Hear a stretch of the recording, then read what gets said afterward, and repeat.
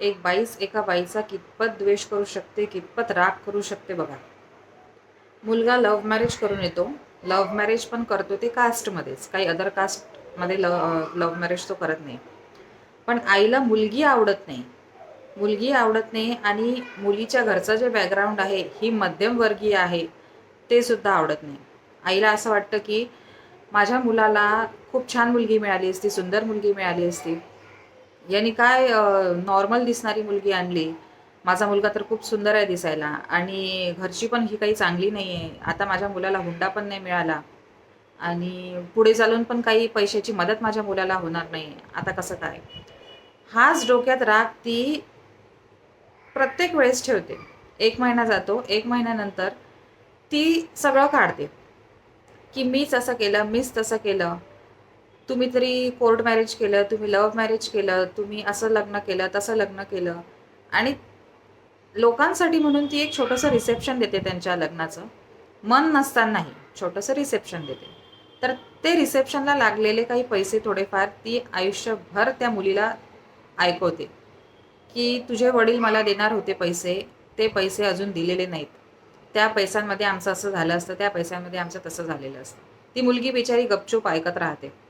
एक दिवस तिला खूप रडायला येतं, की मी खरंच चुकी केली का या मुलासोबत लग्न करून? मला का असं ऐकायला मिळते आहे? म्हणजे मी तर कास्टमध्येच लग्न केलं, सगळं काही विचारपूर्वक लग्न केलं की नाही असं तिला विचार पडतो.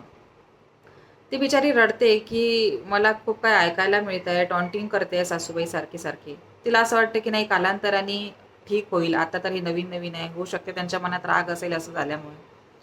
पण त्यांनी रिसेप्शन तर लोकांसाठी दिलं होतं ना. मग मनातनं एक्सेप्ट केलं आहे ना त्यांनी. मग का असं दुप्पट वागायचं? दोन तोंडी का बरं वागायचं त्या बाईने?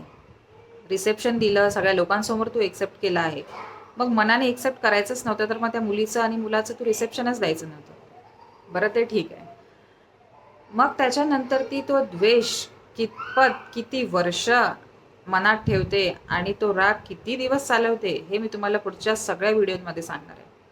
जे ती सासू एवढी मनात राग ठेवते त्या मुलीबद्दल, की पुढे जाऊन मुलंही होतात तिला, संसारसुद्धा चांगला चालू असतो तिचा मुलाचा, सूनसुद्धा सगळी चांगली वागते, तरी पण ती तोच राग मनात धरून बसते, की यांनी मनाने लग्न केलं. मनाने लग्न केलं तर केलं, याला सोयरीक चांगली मिळाली नाही, याला चांगल्या बॅकग्राऊंडची मुलगी मिळाली नाही. हा मनात ती राग धरून पुढे काय-काय अजून त्यांच्यासोबत वागते आणि कशी वागते, म्हणजे एक बाईच एका बाईला किती त्रास देऊ शकते, हे मी आता प्रत्येक व्हिडिओमध्ये पुढच्या तुम्हाला सांगणार आहे.